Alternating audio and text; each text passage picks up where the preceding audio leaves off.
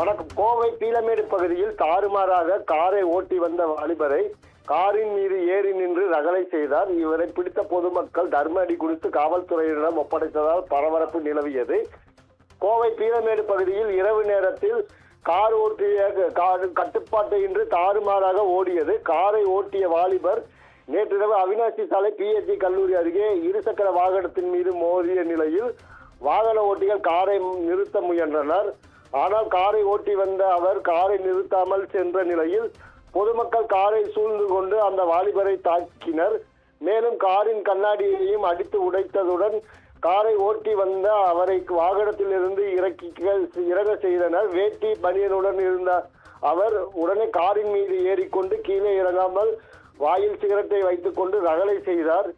இந்நிலையில் தகவல் அறிந்து சம்பவ இடத்திற்கு வந்த பீளமேடு காவல்துறையினர் அவரை பிடித்து அரசு மருத்துவமனைக்கு பரிசோதனைக்காக அழைத்துச் சென்றனர்.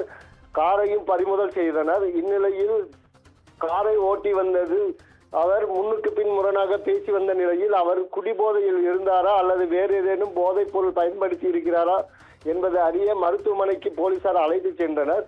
பின்னர் விசாரணையில் அவர் பெயர் ஆண்டனி என்பதும் அவர் அப்பகுதியில் உள்ள கட்டிட பொருட்கள் விற்பனை செய்யும் நிலையம் கடை வைத்துள்ளதாகவும் அவர் மன அழுத்தத்தில் பாதிக்கப்பட்டுள்ளதால் இது மாத்திரை எடுத்துக் கொள்ளாததால் இதுபோன்று ஈடுபட்டதாக காவல்துறையினர் தற்பொழுது தகவல் தெரிவித்துள்ளனர். இந்த இரவு நேரத்தில் அவினாசி சாலையில் காரின் மீது ஏறி நின்ற இளைஞர் ரகளை செய்த சம்பவம் பரபரப்பான சூழ்நிலை நிலவியது குறிப்பிடத்தக்கது.